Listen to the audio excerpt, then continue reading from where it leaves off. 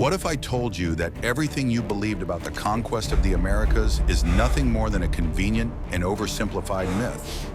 We are often presented with a picture of a chance victory or technical superiority, but the reality was far more complex and grim. The history of the conquest of new lands is full of gaps that official chronicles have tried to gloss over for decades. The true story of Hernán Cortés reveals cold calculation, logistical genius, and complex psychological manipulation. Things that textbooks rarely mention.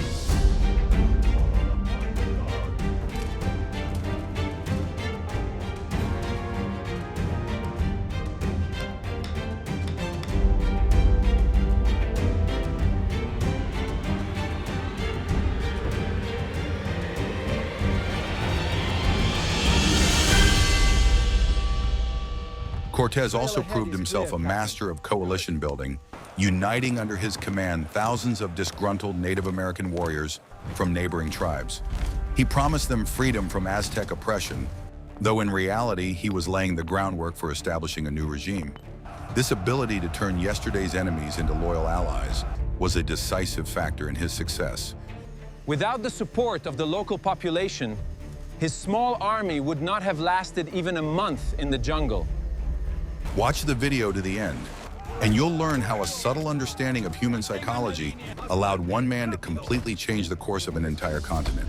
You'll see the specific tactics he used to subdue the will of an entire civilization without firing a single shot at the start of his journey. We'll examine what exactly drove this man during the most critical moments of his campaign.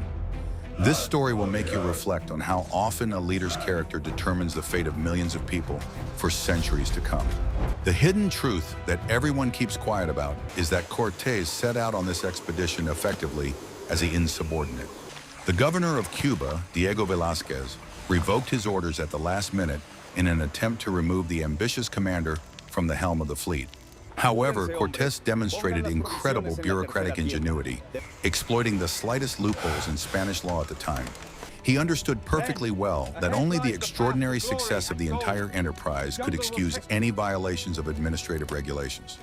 This decision demonstrates his penchant for calculated risk and absolute confidence in his own organizational abilities. Preparing the fleet required colossal financial investments and meticulous logistical planning. The commander mortgaged his own property and secured funds from numerous creditors to purchase provisions and necessary equipment. The selection of the crew was also carried out according to strict psychological and professional criteria. Cortés recruited people who possessed the specific skills necessary for survival in conditions of complete isolation.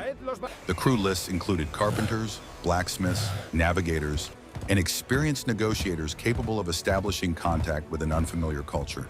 The lack of cohesion was offset by strict discipline and a clear division of responsibilities among the expedition members. The commander personally interviewed key members, assessing their loyalty and readiness for the long journey. The choice of the first landing site was dictated solely by pragmatic considerations of safety and logistics. It was necessary to find a bay with sufficient depth for the fleet to anchor and natural protection from the winds. Scouts carefully surveyed the coastline, noting the presence of fresh water sources in the terrain. Mapping of the coastline was conducted continuously, creating a database for subsequent expeditions and supply operations. Every piece of information held strategic value and was immediately analyzed by headquarters. The organization of the base camp on the shore followed strict rules for the construction of fortifications. The territory was divided into sectors housing warehouses, living quarters, and the command post. The camp's precise layout ensured optimal routes for the movement of people and cargo within the perimeter. A round-the-clock patrol system prevented unwanted guests from suddenly approaching the supply depots. The Europeans' order and organization immediately demonstrated to the local residents the seriousness of their intentions. The expedition had definitively left its familiar environment, finding itself in the midst of a completely unknown political and geographical reality. The commander had made his biggest gamble yet, staking his own reputation and financial well-being on the outcome. It would be very interesting to hear your perspective on such risky career and life decisions. What do you think about this level of responsibility? Please share your thoughts in the comments. Be sure to subscribe to our channel to continue exploring the hidden mechanisms of historical processes. Are you ready to learn the truth about how new administrative units are created literally out of nothing? Realizing the precariousness of his legal position, Cortés initiated a brilliant political maneuver right on the continent's shore. He organized the procedure for founding a new city, which was named Villa Rica de la Veracruz. This was not merely the construction of dwellings, but a highly complex bureaucratic act that changed the status of the entire expedition. The creation of a legal municipality automatically transferred the expedition from the jurisdiction of the governor of Cuba to direct subordination to the Spanish crown. The founding process began with an official gathering of all expedition members in the camp's central square.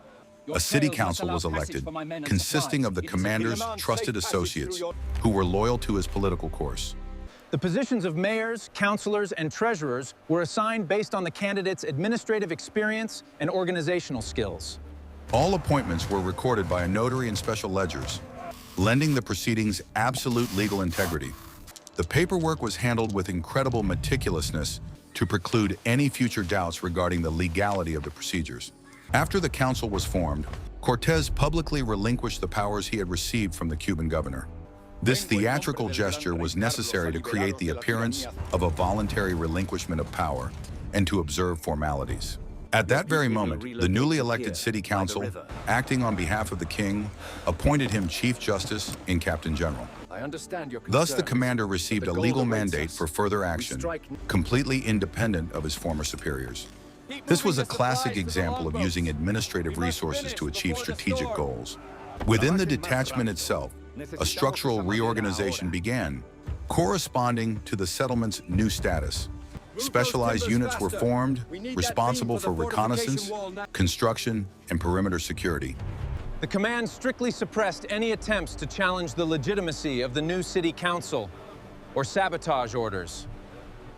The legal transparency of the commander's every action disarmed potential critics and supporters of a return to Cuba. Discipline was maintained not only through the force of authority, but also through the clearly defined laws of Veracruz. Diplomatic work with local tribes was now conducted on behalf of the Crown's official representation. This changed the status of the negotiations, lending them the weight and significance of international agreements. Cortés positioned himself as an ambassador of the great ruler, having arrived on a mission to establish trade and political ties. This status required appropriate ceremonial protocol, which was strictly observed in all interactions with local leaders. The legalization of the expedition's presence became a powerful argument in negotiations with the chiefs of the coastal territories. The new administrative structure allowed them to completely bypass the orders of the Cuban governor. All decisions were now made on behalf of the newly established city council, which reported directly to the supreme authority of the empire. The administrative foundation had been laid, and now it was necessary to ensure absolute unity among the expedition members. How legitimate do you think this bureaucratic process was from the perspective of the law at that time? In the next chapter, you will learn what radical step the commander took to prevent any possible sabotage. What I am about to reveal is banned in 12 countries, for it is a universal guide to cutting off any means of retreat. Realizing that part of the crew still hoped to return, Cortés made one of the most calculated decisions in the history of logistics. He ordered a secret inspection of all the ships and the preparation of technical reports, declaring them completely unfit for further sailing. The shipwrights drew up documents confirming critical damage to the wooden hulls caused by shipworms and rot. This legal formality was necessary to justify the subsequent dismantling of the fleet in front of the entire crew. The process of decommissioning the ships was carried out with the utmost engineering precision and pragmatism. The commander did not burn the ships, as the popular myth goes, but methodically dismantled them for usable components. All ship equipment, including heavy anchors, sturdy ropes, and canvas sails, was carefully removed and taken to warehouses. Nails and metal staples were pulled from the wooden structures, as iron was of immense value on the continent. Only after all usable materials had been completely removed were the ship hulls sunk in shallow water. The only possible course of action was to move forward, deeper into the completely unexplored continent. The group's mindset shifted. Internal disagreements vanished in the face of the absolute necessity to stick together. The commander artificially created a situation in which everyone's survival depended on the success of the entire detachment. Logistics at the Veracruz camp were completely reorganized to reflect the new reality.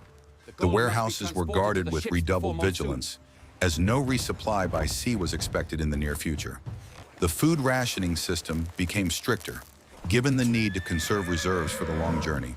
Engineers developed compact methods for packing cargo so it could be carried using only muscle power. Every decision was now weighed in terms of long-term survival without logistical support. To monitor morale within the unit, a system of continuous information gathering and analysis was implemented. The commander's trusted aides closely monitored conversations, quelling any signs of panic at the earliest stage. The psychological barrier was successfully overcome, and now the only direction for everyone was to move forward. This strategy of radical concentration of efforts is still carefully studied within the framework of crisis management theory. Please like this video if you appreciate a deep and objective analysis of such tactical decisions. What if I showed you a time machine that transports you straight to an era of intricate diplomatic intrigues and political espionage? Advancing deep into the mainland would have been absolutely impossible without a deep understanding of the region's complex political geography. Cortes quickly realized that the vast empire was by no means a monolithic, unified state with a loyal population. It was a complex system of subordinate territories that paid tribute to the central authority under immense pressure. Many local leaders were in a state of latent conflict with the capital, waiting only for a pretext to shift the balance of power. A key tool in this political game was a multi-tiered translation system. Initially, information was relayed through a Spaniard who had spent many years in captivity on the coast and had learned the language of the coastal tribes. Then a local female interpreter joined the chain, fluent in both the coastal dialects and the empire's official language. This complex linguistic relay allowed Cortes to conduct nuanced negotiations, tailoring his arguments to each ruler. Every word spoken was carefully filtered and adapted to the listener's cultural context. One of his first successful diplomatic maneuvers was his intervention in the work of the official tribute collectors. When officials from the capital arrived in one of the coastal cities, Cortes persuaded the local rulers to detain them. Then, acting in secret, he arranged for the officials' release, presenting himself to them as a fair and magnanimous arbiter. This complex double game allowed him to simultaneously secure the province's support and send a signal of peacefulness to the capital. Such maneuvers required exceptional political acumen and the ability to anticipate the situation several steps ahead. The process of integrating allies into the expedition's structure required solving the most complex logistical challenges. Local porters, or tamim, became the detachment's main transport artery, replacing the absent wheeled vehicles. Their labor was organized in accordance with load-bearing standards and regular shifts along the route. Supplying this vast number of people with food fell on the shoulders of the allied cities, as stipulated in the treaties. The effective functioning of this logistics chain determined the very possibility of the expedition's movement across the continent. Particular attention was paid to the ideological training of allied units prior to joint operations. Cortes constantly emphasized that the goal of the expedition was to establish a new, more just political and economic order. The system of checks and balances began to work in favor of the small detachment, transforming it into a serious political force. Could you trust complete strangers and navigate such a web of political intrigue? In the next chapter, you will learn how the expedition advanced through the continent's most challenging terrain under harsh climatic conditions. Moving a huge number of people and cargo from the coast to the high-altitude capital presented a colossal logistical challenge. The route passed through several climate zones, from humid tropics to harsh, cold mountain passes. Temperature fluctuations required constant changes in clothing and the creation of reliable shelters for overnight stays at high altitudes. The march was organized according to a strict schedule that took into account the pace of the heavily laden porters and the need for regular rest stops. Discipline during the march was strictly enforced, as falling behind the main column risked disorientation. Engineering support for the crossing required the constant exertion of the entire technical staff of the expedition. Trails intended exclusively for pedestrians had to be rapidly widened to transport bulky equipment. When crossing turbulent mountain rivers, Engineers constructed suspension systems using salvaged ships' ropes and local materials. On steep ascents, pulley and lever systems were created to hoist heavy metal structures. Every kilometer of the route required preliminary reconnaissance and meticulous route preparation by sapper teams. The structure of the marching column was organized to ensure maximum safety. Leading the way were groups of experienced scouts, studying the terrain and noting any signs of enemy presence. They were followed by the vanguard, ready to rapidly deploy defensive formations in the event of an unforeseen threat. In the center were the command, the most valuable supplies, and the most vulnerable elements of the logistics chain, including the porters. Bringing up the rear was the rear guard, which ensured no one was left behind and protected the rear from possible pursuit. Communication on the march was maintained by a network of couriers and visual signals in open areas. The commander always had to know the distance to the lead and rear units. To transmit orders, audible signals of specific pitches were used, easily distinguishable over long distances. The speed of information exchange within the column allowed for a rapid response to changes in terrain or weather conditions. This coordination was vital when crossing complex mountain gorges and dense forest areas. Overcoming these geographical barriers demonstrated the unit's highest level of organization and discipline. The logistics system, established under conditions of severe resource shortages, functioned without critical failures. Every member of the expedition, from the engineer to the ordinary porter, clearly fulfilled their role within this mechanism. Reaching the borders of the Capital Valley marked the completion of the most difficult stage of physical and organizational challenges. Ahead, the expedition faced an encounter with a completely different, highly organized political structure. The secret for which people pay thousands lies in the ability to conduct tense negotiations exclusively from a position of hidden strength. Entering the vast city, situated on islands in the middle of a lake, marked the height of diplomatic tension for both sides. The infrastructure of the metropolis, connected to the shore by long, narrow causeways, constituted an ideal defensive system. The Europeans found themselves in a confined space where any misstep could lead to a complete blockade of their supply routes. Cortés was aware of his vulnerability, but continued to demonstrate absolute confidence and a willingness to engage in dialogue as equals. The meeting with the ruler Montezuma was staged with incredible theatricality and strict adherence to local protocol. The roads were cleared, and the ruler's procession moved with deliberate slowness, demonstrating high social status. Cortés, in turn, used the gleam of polished metal and the precise formation of his men to create a visual effect of superiority. Every movement, every gesture during the greeting was analyzed by both sides to assess hidden intentions. It was a classic diplomatic dance in which form played no less a role than substance. Gathering information about the city's internal structure became the primary task for all expedition members in the early days. Scouts carefully studied the water supply system, the capacity of the dams, and the location of food storage depots. This data allowed the command to understand the principles of operation of the vast urban machinery and identify its weak links. Cortés personally toured the markets and squares, assessing the economic potential and the mood of the local population. The information was systematized and transformed into detailed plans in case of unforeseen changes in the political situation. Tension in the city grew as both sides attempted to establish invisible control over one another. The governor sought to isolate the Europeans from influencing the local aristocracy by limiting their contact with officials. During extremely complex negotiations, walking a fine line, he convinced the leader to voluntarily move into the palace to join the guests. This move was presented as a gesture of goodwill and a desire for closer cooperation between civilizations. In reality, however, it meant the complete paralysis of central authority and the transfer of control to the European command. Tension literally hung in the air as both sides exchanged formal greetings and symbolic gifts. Do you think the local ruler realized the real threat at that very moment, or did he underestimate the guests?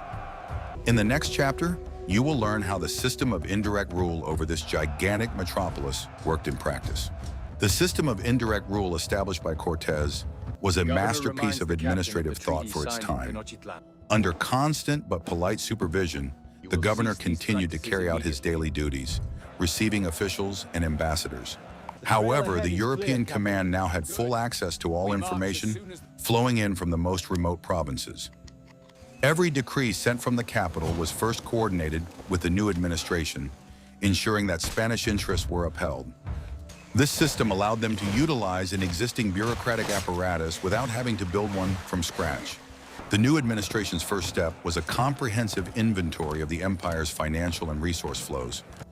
Orders to collect tribute were now accompanied by demands for detailed reports on the availability of gold and minerals. Spanish inspectors traveled to the provinces alongside local tax collectors to oversee the process and assess the deposits. All collected information was meticulously recorded in registers, forming a detailed economic map of the continent. Cortes's treasury operated around the clock, counting and appraising the incoming material assets.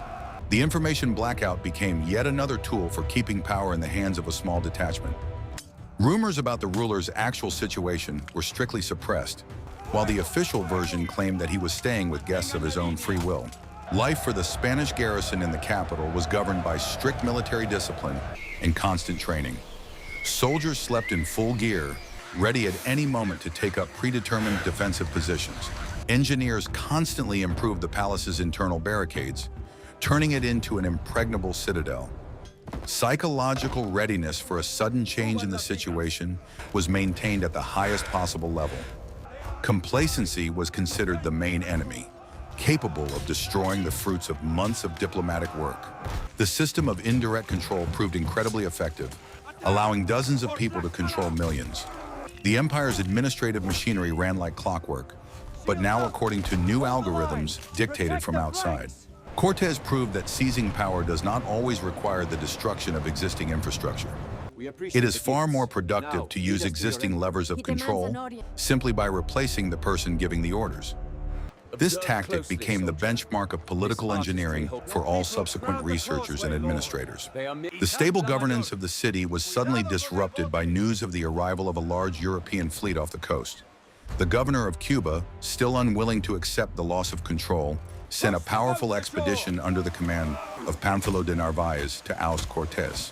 The new force vastly outnumbered Cortés' troops and possessed enormous reserves of equipment and supplies. The arrival of the legitimate representative of the authorities threatened to completely destroy the political and legal system established on the continent. The situation demanded an immediate response, as any delay would mean losing the initiative and inevitable arrest. Cortés faced an extremely difficult strategic choice: to remain in the well-fortified capital or to go out to meet the new threat. Leaving the city meant risking the loss of control over the ruler and provoking an internal social explosion. However, allowing Narváez to establish a foothold on the coast and forge ties with local tribes was even more dangerous. It was decided to split the already meager forces, leaving a small garrison in the capital under the command of a trusted officer.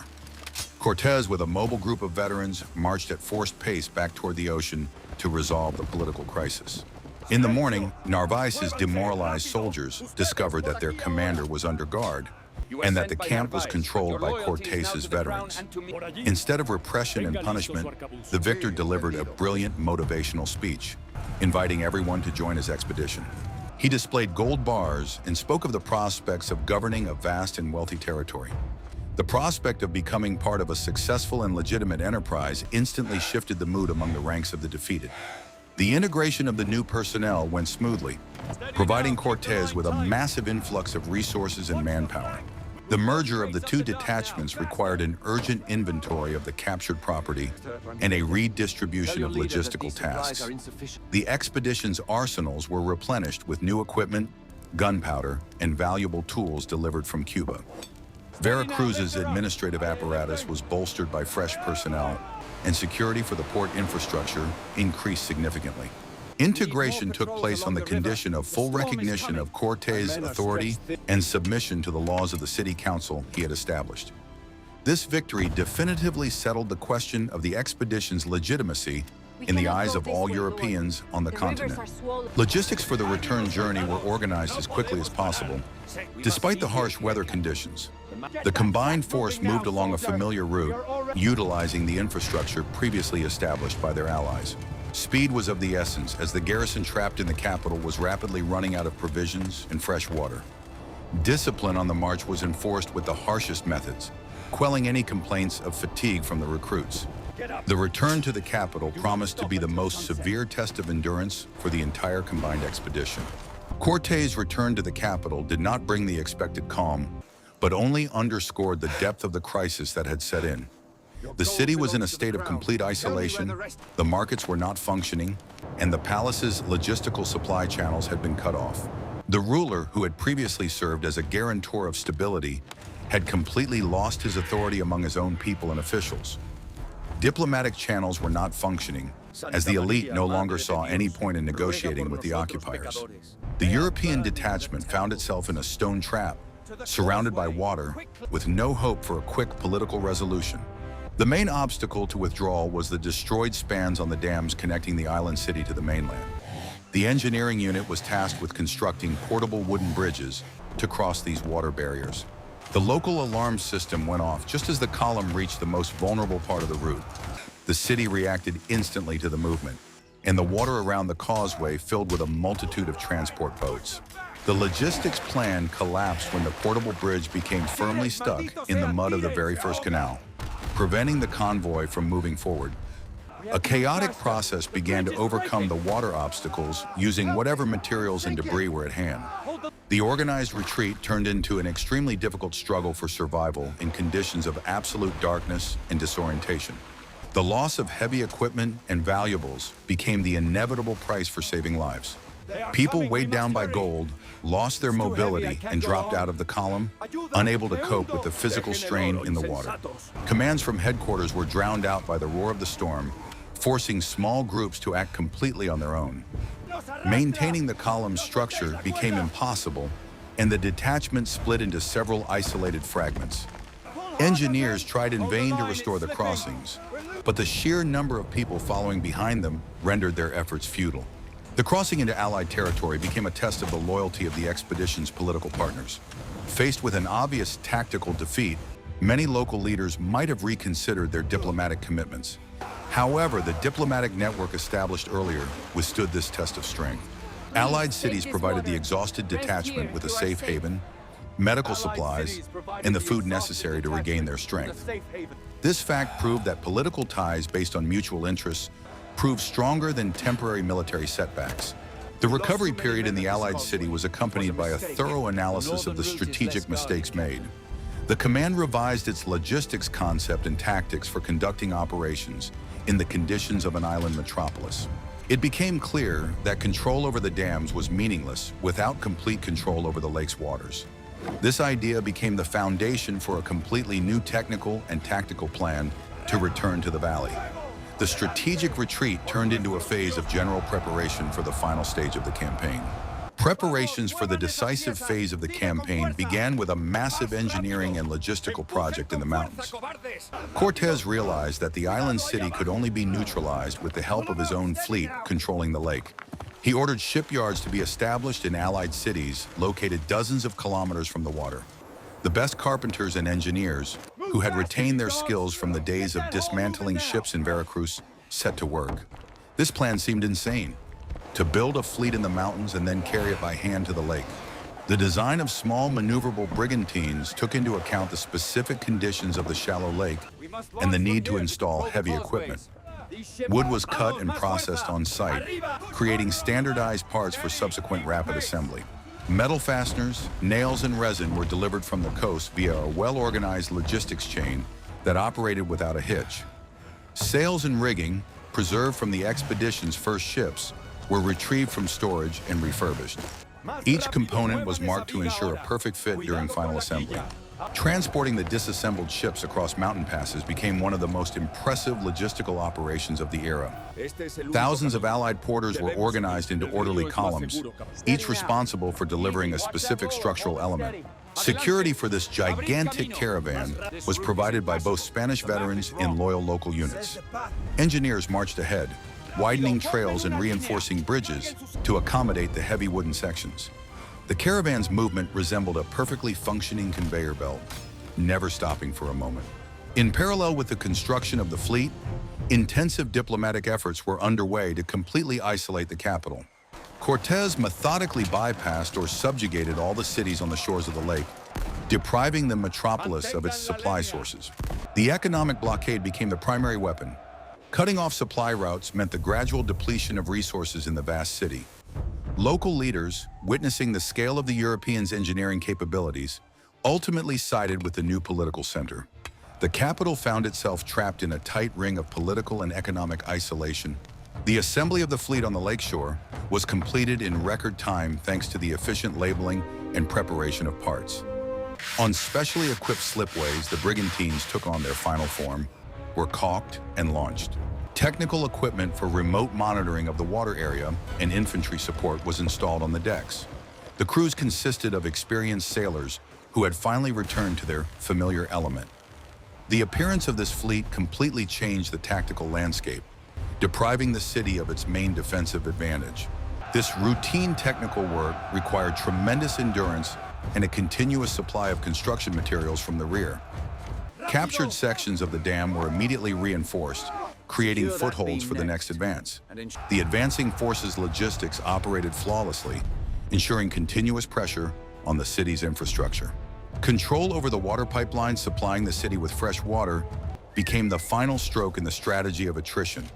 Cutting off the aqueduct deprived the metropolis of 1 million people of its most vital resource, making its continued self-sufficiency impossible. The economic and resource blockade proved to be a far more effective tool than direct military force. The city lost its ability to sustain itself, and its administrative machinery was completely paralyzed. The isolation reached a critical point beyond which any system is doomed to collapse. The end of the blockade marked the continent's transition to a new system of administrative and economic governance.